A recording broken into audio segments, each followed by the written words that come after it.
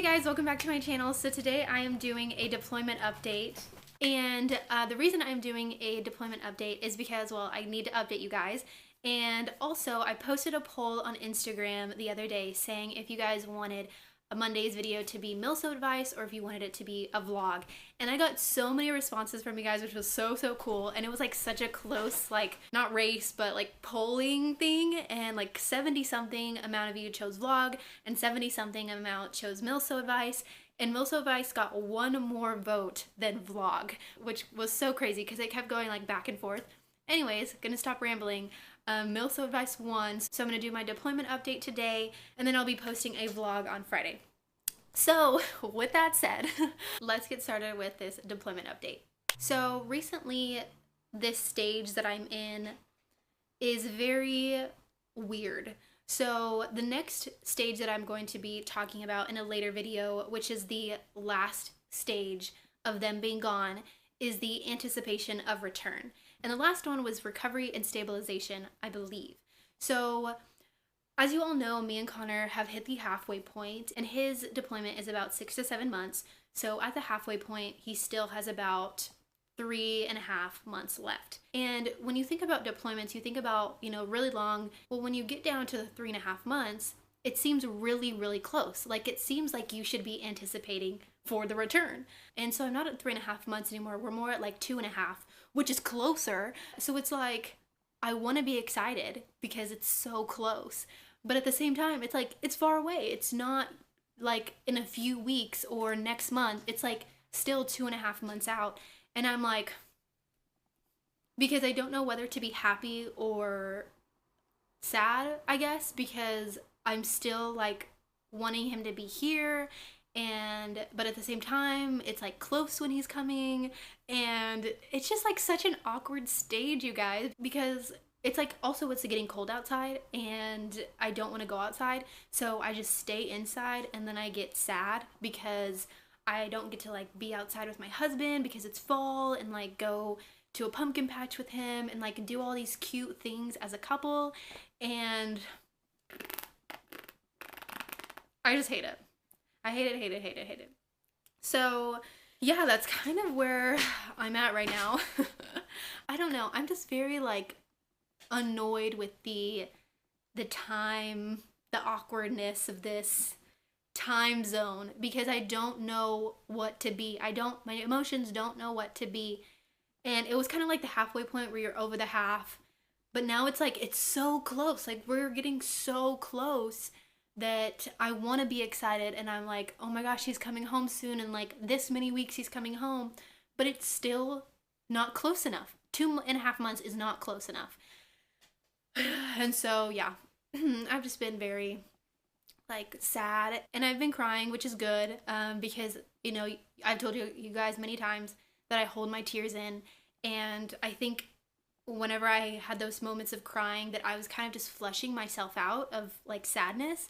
And so today I'm experiencing like a lot of joy. Like, I just was like skippity doodah this morning, like, let's go to church, like, I'm gonna be happy, and like the message was great, and I was just like, yes, this is amazing. And so like today life is really good, but I don't know what tonight is gonna be. I don't know what tomorrow is gonna be. Like, I don't know what those days are gonna look like, because I could experience sadness again. So yeah, that's been hard, and he hasn't been able to talk to me in a really long time because of the time difference, and so like we miss each other a lot. So that's been really hard because I haven't really talked to him that much. So yeah, that's what's going on in my life right now. Another thing that I wanted to mention is an email that I got.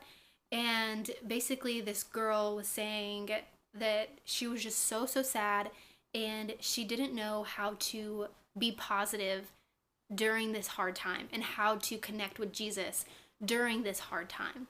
And I think that's kind of like maybe a misconception for new Christians and people who are struggling with their faith, that you have to be positive all the time to have a relationship with Jesus. And so I want to kind of break that idea right now, that you have to be positive, because there are so many times where I don't want to get out of bed, I don't want to go to church, I don't want to walk Samuel because I'm like, that means I need to go outside and I don't want to go outside. So there are so many times that I'm just not positive.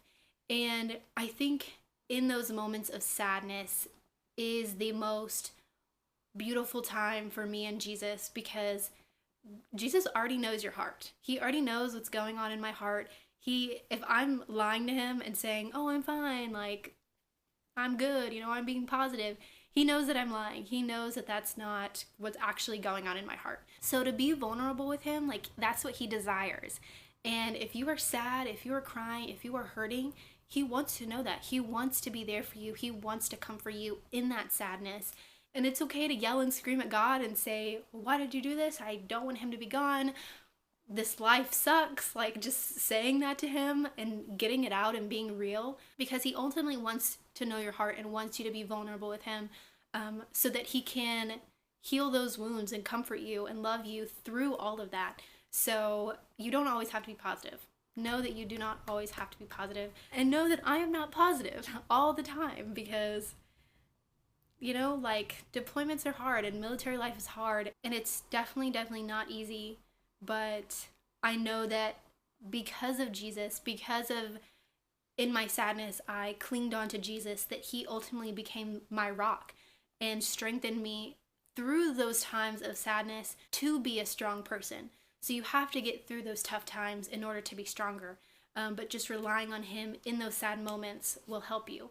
So yeah, I hope that kind of clarified things, because I don't want you guys to think that I'm like positive all the time. Like, I'm not always positive. There are times when I, like, again, just want to be sad and want to just cry, but it's always like going back to Jesus, and he is your rock. And then when you get sad, clinging on to Jesus, you get stronger. And like, it's just a constant cycle of you growing in your strength because of him, and allowing him to work in you to make you a stronger person.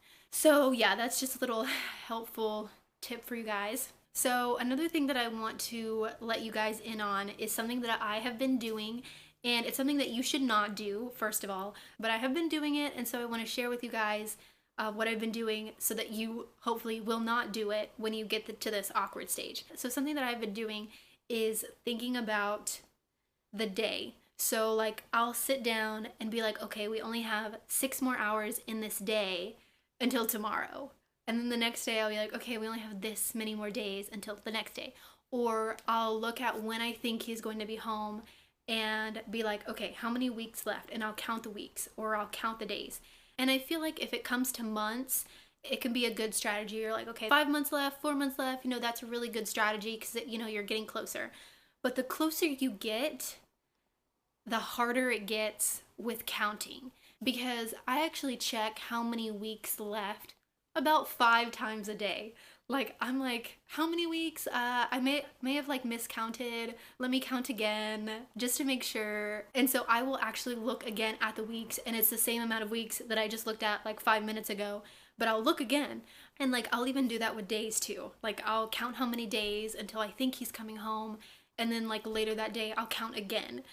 And so don't do that. Don't be like me and count all the time, because it is the worst. If anything, like maybe have a board where you have how many days you think and how many weeks you think, and then like write the number so you're not always going to look at your calendar. I have a checklist of weeks that I've been checking, but it doesn't say the exact number, and I don't have the exact days that he's gonna be home. So it gives me an opportunity to be like, oh, 1, 2, 3, 4, 5 on my calendar, like just counting. And so yeah, don't do that, because I think the more that I think about how many weeks and how many days he's coming home, the slower deployment gets. Because whenever I stop and I don't think about those things, my days go fast, my weeks go fast. But when I stop and like count the days, count the minutes, count the hours, like count everything, then life goes by so slow, and I'm just sitting there on my phone by myself, and then when I look up, I'm like, the day's not ended yet. End day, end. So yeah, don't do that and be like me and antagonize yourself, because it sucks. So anyways, that's just kind of an update of how I'm doing. Very awkward stage right now, and I'm just ready. I am ready. Like, I am seriously at the point where I'm like, okay, let's be done.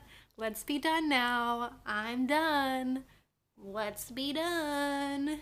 I'm at that point because it's such an annoying time. And I thought this would be good and help me, but like the holidays, people are always like, the holidays are gonna go by so fast, and then he's gonna be home, and blah blah blah. And at first I was like, oh, that's so true. Like, yeah, the holidays are gonna come, and then he's gonna be home, and you know, it's gonna be so quick.